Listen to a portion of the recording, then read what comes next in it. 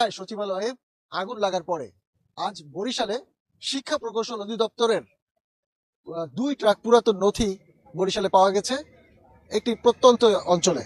এবং সেই নথি ট্রাকে করে নিয়ে যাওয়া এবং সেখানে এক জায়গায় রাখা এবং সেখানে পুরানোর কথা বলা হচ্ছিল নথিগুলো, এই কথা স্থানীয় মানুষের সন্দেহ হয় এবং তারা ট্রাক দুটো আটক করে এবং পরে পুলিশে খবর দেয়। এটি ঘটেছে বরিশালের বরিশাল সদর উপজেলার নগরীর বাইরে। এটি এখানকার নাম হচ্ছে কাকাসুরা বাজার সংলগ্ন স্থানে এই ঘটনা ঘটে এবং এখানে স্থানীয় জনতা যারা তারা এই ট্রাক দুটি আটক করে এবং 2 ট্রাক পুরাতন নথি সেগুলো আবার ফিরিয়ে নিয়ে যেতে বাধ্য হয় শিক্ষা প্রকৌশল অধিদপ্তর।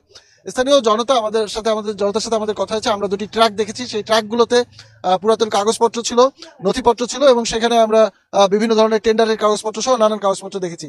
যারা ট্রাক দুটি আটক করেছে আমরা প্রত্যক্ষদর্শী, আপনারা আটক করেছিলেন, আপনাদের সাথে একটু কথা বলি। আমরা একটু তাদের সাথে কথা বলার চেষ্টা করি যে তারা প্রথমে কি দেখেছিলেন এবং কি দেখার পর আপনারা কি জন্য ট্রাক দুটি আটক করলেন, কেন? দুইটা আমার মোহাম্মদ মিজানুর রহমান, কাকাসুরা, 2টা ট্রাক ভর্তি পুরনো কাগজপত্র দেখি।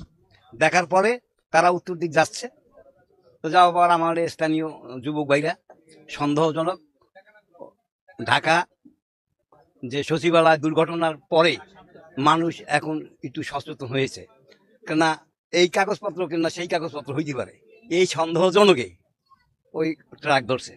ধরার পর শিক্ষা অফিসের অধিদপ্তর, ওনার নামটা সঠিক আমার নাই, এক্সিডেন্ট শহীদুল ইসলাম, উনি আসছে। আমরা পুলিশকে অবগত করছি, পুলিশও আসছে। অবগত করার পরে শহীদুল সাহেব আসছে এবং তার সাথে সহকারী 2জন আসছে। তখন আমি, আমাদের চেয়ারম্যান, এক্স চেয়ারম্যান জিয়াউল ইসলাম সাবু ছিল। তখন আমরা বলছি যে আপনি পুরাইবেন, অফিসের একটা নিয়মতান্ত্রিক আছে, সেই কাগজপত্রগুলো আপনি দেখান, যে ডকুমেন্টস আছে। উনি ডকুমেন্টস দেখাইতে অপারক। উনি বলছে আমি সম্পূর্ণ, আমি ওই ইয়ার মালিক, অফিসের প্রধান, যেহেতু আমার লাগে না। আমি এই কথাটা আসলে সত্য না, তো আপনি দেখান। এর মধ্যে আমরা গণ্যমান্য নিয়ে আমরা বলছি, অনেক সাংবাদিক ভাইরা আসছে, তারাও আমাদের কাছ থেকে জানছে, প্রশাসন ছিল।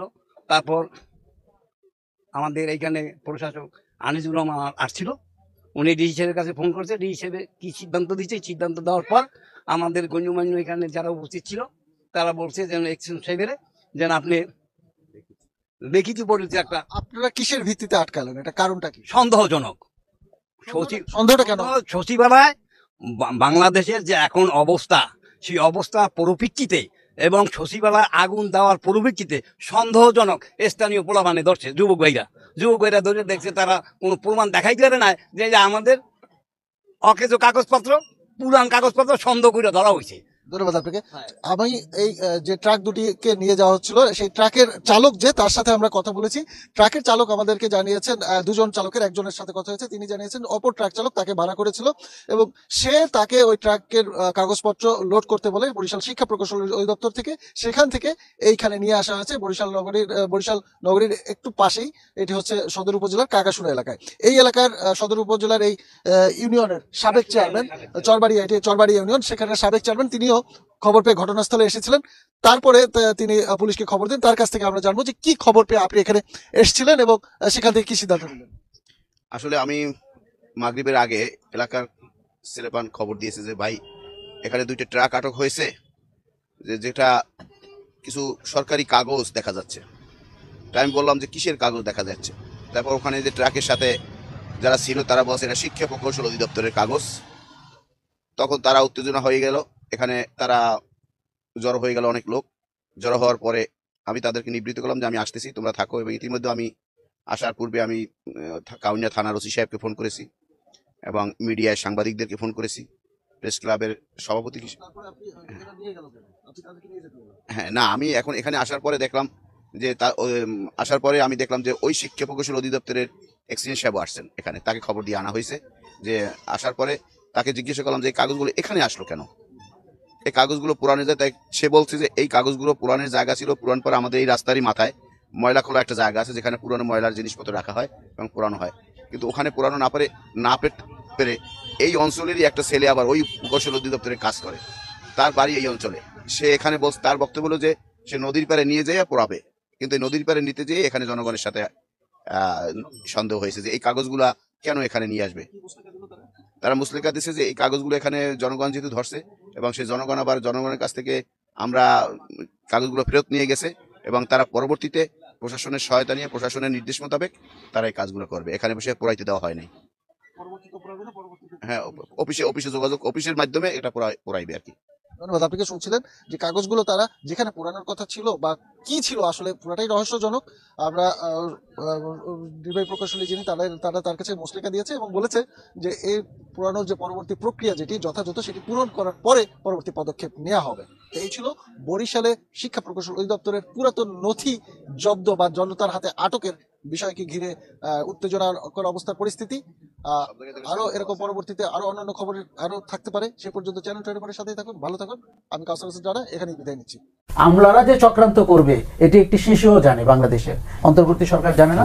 কাজেই আমার মনে হয় সচিবালয়ের আগুন আপনাকে ঘুম থেকে জাগিয়ে তোলার একটা চেষ্টা, এরপরে বড় আগুনের জন্য আপনি প্রস্তুত হন।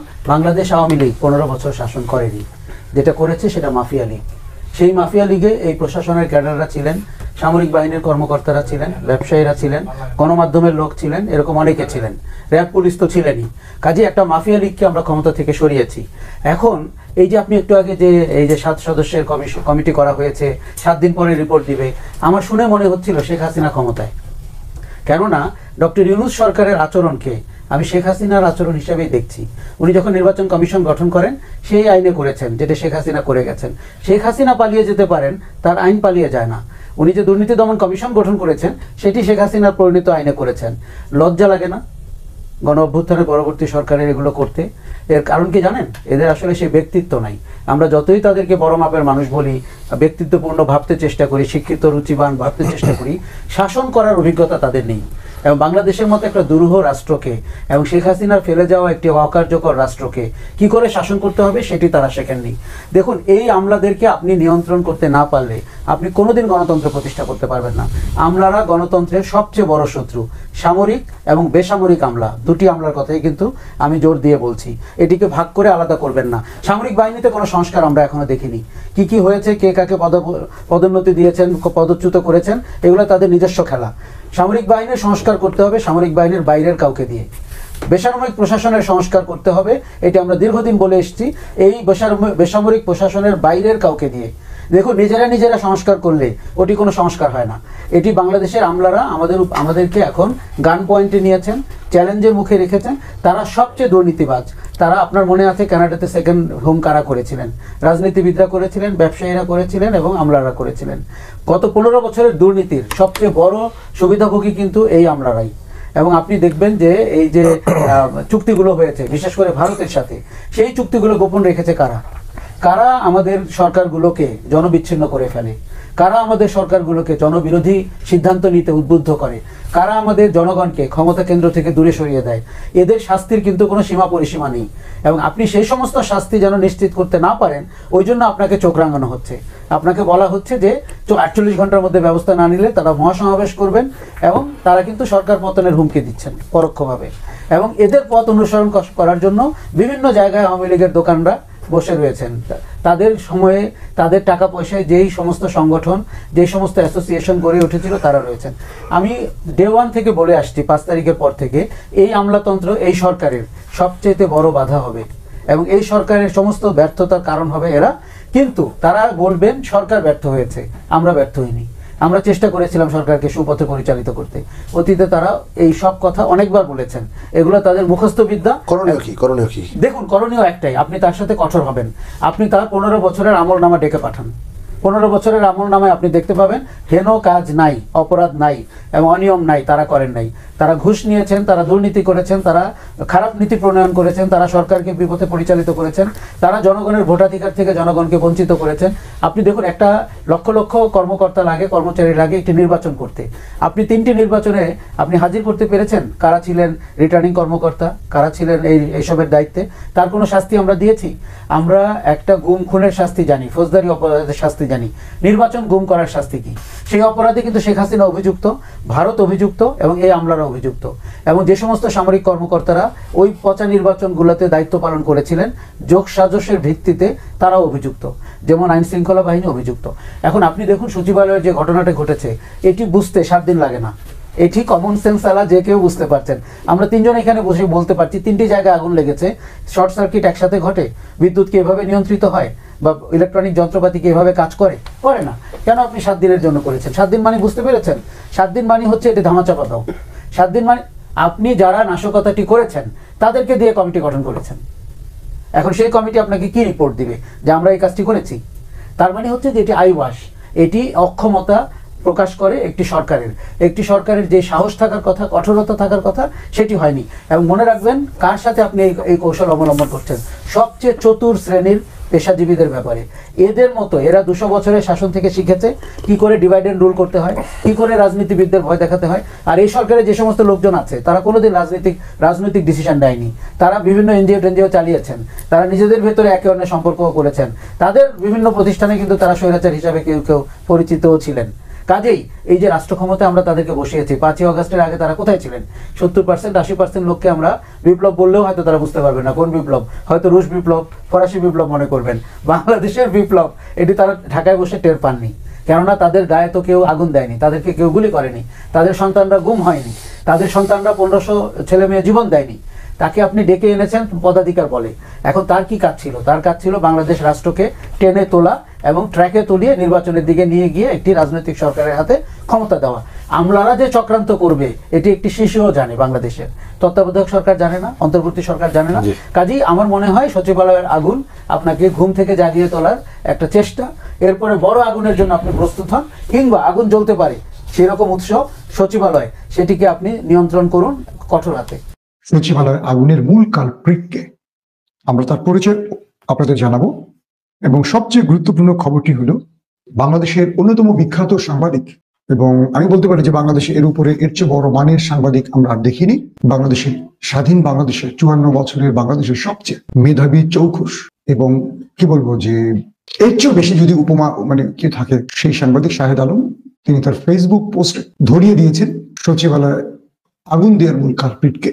এই জন্য বাংলাদেশ সরকারের পক্ষ থেকে তাকে পুরস্কৃত করা উচিত। আশা করি শীঘ্রই হয়তো বা পুরস্কৃত করা হবে। দর্শক, আমরা শাহিদ আলমের সেই বিষয়টি একটু আপনাদেরকে স্ক্রিনে দেখিয়ে দিই, তাহলে হয়তো আপনারা বুঝতে পারবেন।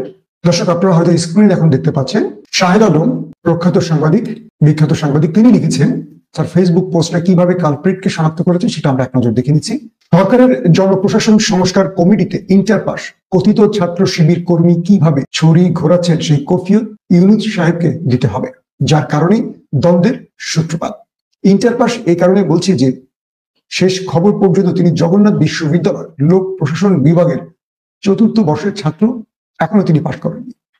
সেটাও যদি দেশের সবচেয়ে বড় হৃৎপিণ্ড অর্থাৎ আমলাতন্ত্রের বসদের কর্মক্ষেত্র সংস্কারের যোগ্যতা হয়, আমার আপত্তি নেই। কিন্তু কোন মেধার ভিত্তিতে, কোন বিবেচনায় তাকে এত বড় জায়গায় বসানো হলো, সেটার উত্তর চাওয়ার সব রকম বৈধতা আমাদের আছে। কি তাকে নিয়োগ সুপারিশ করেছে মাহফুজ, আসিফ নাকি নাহিদ, আমরা জানতে চাই। মেহেদীকে প্রশাসন শিবিরের সভাপতি হিসেবে বলা হচ্ছে কারণ 2022 সালে যখন সে গ্রেফতার হয়, পরবর্তীতে বহিষ্কার হয়, তখন ছাত্র শিবির তার মুক্তি দাবি করে। নিশ্চয়ই ছাত্র ইউনিয়ন বা ছাত্রলীগের কারো মুক্তি বা বহিষ্কারাদেশ প্রত্যাহার চাইবে না ছাত্র শিবির।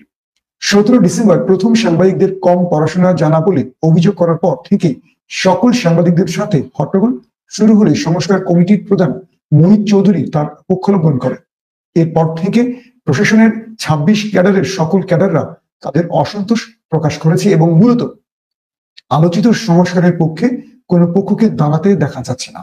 একমাত্র সমন্বয়কদের মধ্যে চিহ্নিত শিবির সমর্থক 2-3 জন ছাড়া।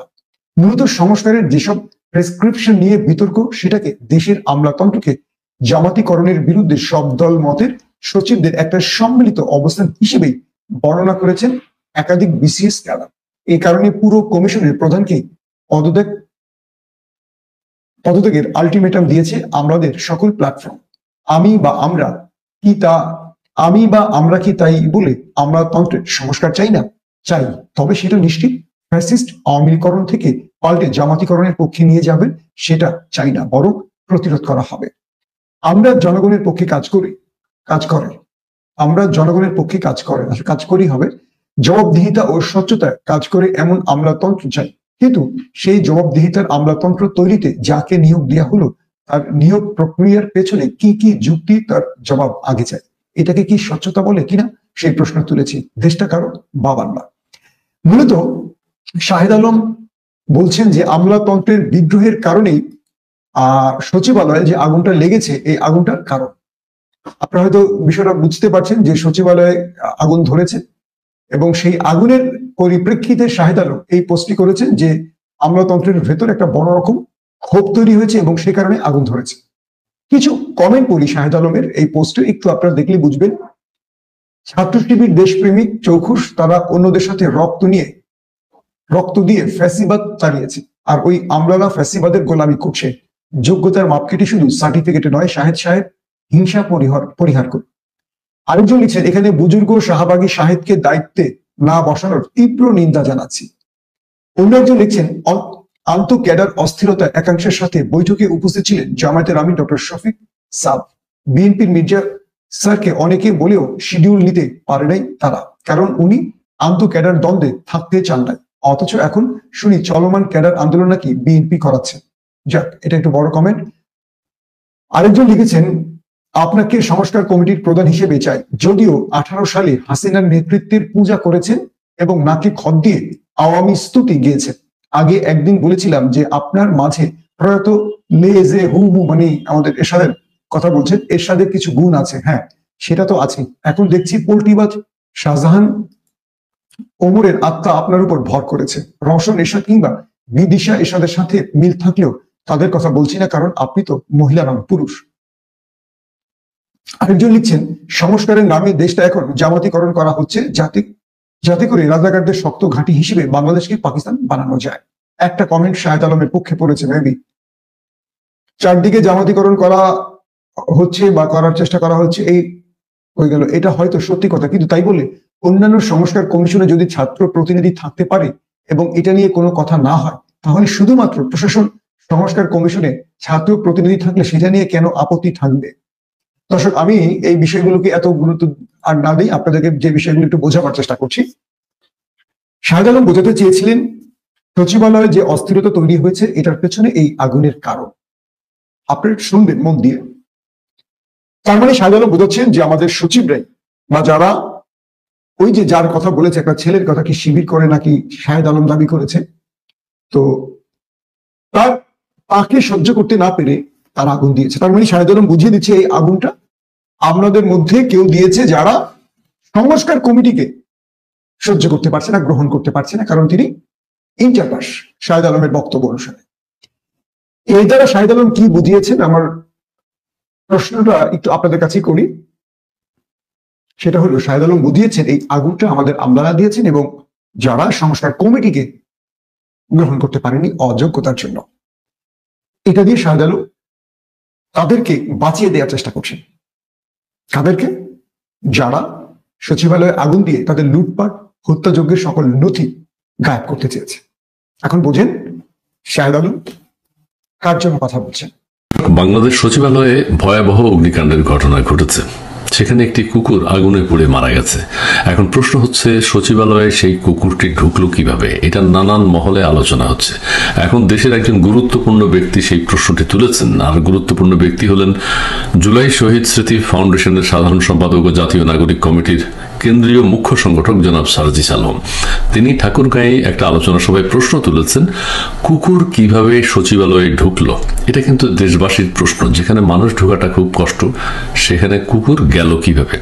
পত্রিকায় এসছে, রাইজিং বিডিতে একটা নিউজ চোখে পড়েছে, সেটি আপনাদের সাথে একটু শেয়ার করব।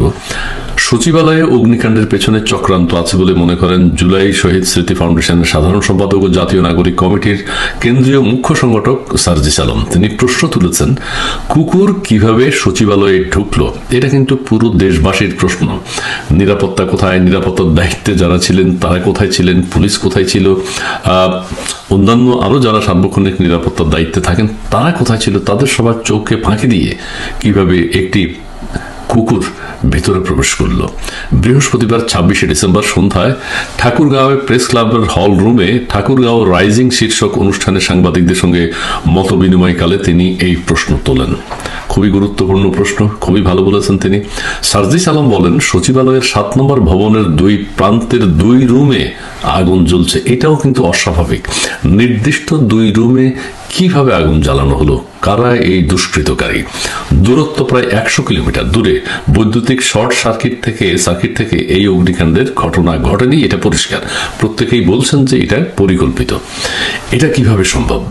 এমন 2 জনের রুমে আগুন লেগেছে, খুবই গুরুত্বপূর্ণ 2 জনের রুমে আগুন লেগেছে, যারা এই আন্দোলনে সামনে থেকে নেতৃত্ব দিয়েছেন আর এখন সরকারের প্রতিনিধিত্ব করছেন। খুবই ভালো কথা।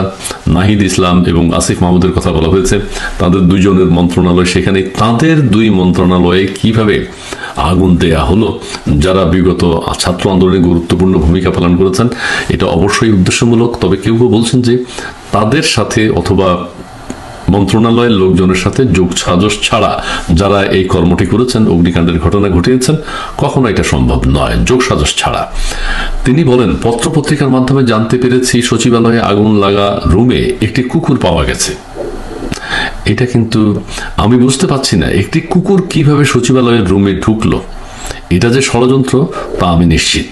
এই ঘটনা আমাদের তদন্ত করতেই হবে, অবশ্যই এই ঘটনার তদন্ত করতে হবে। কারণ কুকুরকে, সাধারণ কোনো কুকুর কিন্তু সচিবালয়ের 7 তলায় যেতে পারবে না। কুকুরকে ট্রেনিং দেয় একমাত্র বাংলাদেশ সেনাবাহিনী, প্রশিক্ষিত কুকুর তাদের রয়েছে। কুকুরকে প্রশিক্ষণ দেয় বাংলাদেশ র্যাব, যেটি র্যাপিড অ্যাকশন ব্যাটালিয়ন। কুকুরকে প্রশিক্ষণ দেয় পুলিশ। কুকুর প্রশিক্ষণ দেয় আরো অন্যান্য যে নিরাপত্তার দায়িত্বে যেসব সংগঠন রয়েছে তারা। সো সাধারণ মানুষের কুকুর সেখানে যাওয়ার কথা নয়, কুকুর যেতে পারবে না। এক হলো নিরাপত্তার দায়িত্বে যারা ছিলেন তাদের চোখে ফাঁকি দিয়ে একটা কুকুর সেখানে কিভাবে গেল, অথবা নিরাপত্তার বলয়কে ফাঁকি দিয়ে যেতে পারে যদি প্রশিক্ষিত কোনো কুকুর হয়। তাহলে এই সংস্থাগুলো ছাড়া সেনাবাহিনী, র্যাব, বিজিবি অথবা আইন শৃঙ্খলার দায়িত্বে যারা নিয়োজিত তাদের কাছে প্রশিক্ষিত কুকুর রয়েছে। একটি কুকুর সেখানে মারা গেছে, এটা নিয়ে সার্জিস আলম খুবই গুরুত্বপূর্ণ প্রশ্ন করেছেন। এখন তাদেরকে, অর্থাৎ সরকারকে এগুলো তদন্ত করতে হবে যে এই কুকুর কারা পাঠিয়েছে সেখানে। নির্বাচন বিষয়ে সার্জিস আলম বলেন, সংস্কারের আগে নির্বাচন নয়। এবং এই অগ্নিকাণ্ডের পরপরই, সচিবালয়ে অগ্নিকাণ্ডের পরপরই একটা বিষয় বিশেষভাবে খেয়াল করবেন সবাই। সকল মহল থেকে, সরকারের সাথে যারা সংশ্লিষ্ট সকল মহল থেকে বলা হচ্ছে দীর্ঘ মেয়াদী সংস্কার হবে, নির্বাচন আর বাংলাদেশে হবে না। প্রত্যেকের মুখ থেকে একটা কথা বেরিয়ে এসছে যে নির্বাচনের জন্য কি সরকার, নির্বাচনের জন্য কি ছাত্র আন্দোলন, কাজে নির্বাচন দেশে হবে না। এই সংস্কার কার্যক্রম একদম শেষ হওয়ার আগ পর্যন্ত দেশে কোনো নির্বাচন হবে না। এবং এটা নিয়েও কিন্তু এখন প্রশ্ন দেখা দিয়েছে যে এত বড় একটা অগ্নিকাণ্ড হলো, যেখানে তদন্ত হবে, খুঁজে বের করা হবে, ওইটা নিয়ে সবাই চিন্তা করবে। অগ্নিকাণ্ডের পরদিনে কিভাবে দীর্ঘমেয়াদী সংস্কারের কথা বলা হচ্ছে, নির্বাচন না করার কথা বলা হচ্ছে, এটা নিয়ে প্রশ্ন উঠেছে, সবাই ভাবছেন। নির্বাচন বিষয়ে সার্জিস আলম, তিনি দেশের অত্যন্ত গুরুত্বপূর্ণ ব্যক্তি এখন এই মুহূর্তে। তিনি আরো বলেছেন, সংস্কারের আগে নির্বাচন নয়, সংস্কার হবে না। সংস্কারের আগে শুধু সার্জিস আলম নয়, অনেকেই বলেছেন নির্বাচন এখন প্রয়োজন নেই, আগে সংস্কার করতে হবে। তিনি বলেছেন ভোটার তালিকা খুবই গুরুত্বপূর্ণ সংস্কারমূলক একটা কাজ, ভোটার তালিকা হালনাগাদ করতে হবে। এছাড়াও 5ই আগস্ট যদি কেউ বলতো এই অন্তর্বর্তীকালীন সরকার 3 বছর সময় নেবে, কেউ দ্বিমত করতো না। কিন্তু এখন 4 মাস হতেই কেন নির্বাচন নিয়ে এত কথা? হ্যাঁ, আন্দোলনটা এমন ভাবে হয়েছে, সকল শ্রেণীর মানুষের, পেশার মানুষের অংশগ্রহণ হয়েছে, তবে ছাত্রদের সংখ্যা ছিল বেশি। সার্জিস আলম যেটা প্রশ্ন করেছেন যে তখন মানুষের এত স্বতঃস্ফূর্ত অংশগ্রহণ ছিল, তখন যদি আমরা বলতাম বা বলা হতো যে এই সরকার 3 বছর মেয়াদি থাকবে, 3 বছর, তাহলে নির্বাচনের প্রশ্ন উঠতো না, কেউ দ্বিমত করতো না। 3 বছর কেন, 6 বছর থাকুক। কিন্তু এখন 4 মাস হতেই কেন নির্বাচন নিয়ে এত কথা বলা হচ্ছে? এটা খুবই স্বাভাবিক প্রশ্ন এবং খুবই গুরুত্বপূর্ণ প্রশ্ন। দেশের বর্তমান হাল হকিকত দেখে, দেশের বর্তমান আইন শৃঙ্খলা পরিস্থিতি দেখে, দেশের জিনিসপত্রের ঊর্ধ্বগতি দেখে, নিত্যপণ্যের ঊর্ধ্বগতি দেখে, সাধারণ মানুষের নিরাপত্তাহীনতার কথা ভেবে, mob justice, mob injustice, mob violence দেখে, আইন শৃঙ্খলা নিজের হাতে তুলে নিয়েছে। এই পরিস্থিতি দেখে দেশের সকল জনগণ এখন ভাবছে, ভাইরে আপনারা একটা নির্বাচন দিয়ে কেটে পড়েন। সেই কারণে সংস্কার এখন আর মানুষ চায় না। মানুষ চায় একটা সুষ্ঠু গণতান্ত্রিক নির্বাচন হোক এবং এই অন্তর্বর্তীকালীন সরকার সরে যাক। সম্মানিত বন্ধুগণ, দর্শক শ্রোতা, আপনারা দেখতে পারলেন। ব্যক্তিগত মতামত কমেন্ট করবেন, আপনাদের অপিনিয়নটা কি থাকবে, আপনারা কি বলতে চান। সচিবালয়ের গুরুত্বপূর্ণ এই নথিপত্র ভর্তি ট্রাক আটক করেছে এবং এটা নিয়ে আপনাদের কি অভিব্যক্তি থাকবে? আপনারা কি মনে করছেন এখানে কোনো ষড়যন্ত্র রয়েছে? অবশ্যই ষড়যন্ত্রের গন্ধ পাওয়া যাচ্ছে। তার কারণ এই নথিভর্তি ট্রাক কেনই বা নিয়ে পালাতে হলো? সরকারের সচিবালয়ের নথি কেন ট্রাক ভর্তি থাকবে? ট্রাকে করে কেন সরিয়ে ফেলা হচ্ছে? প্রিয় দর্শক, এটা অবশ্যই কোনো না কোনো বড় একটা ষড়যন্ত্র তৈরি করা হচ্ছে, বোঝাই যাচ্ছে। প্রিয় দর্শক শ্রোতা মণ্ডলী, এই সরকারকে যদি এখনই সতর্ক না হওয়া যায় তাহলে ভবিষ্যতে আরও বড় ধরনের দুর্ঘটনা ঘটতে পারে। এই অন্তর্বর্তীকালীন সরকারকে এখনই সতর্ক অবস্থান গ্রহণ করতে হবে, কঠোর হতে হবে। এরকম নরম কণ্ঠন বা নরম সুরে কখনো দেশ চলবে না। প্রিয় দর্শক শ্রোতা মণ্ডলী, আপনারা আপনাদের মতামত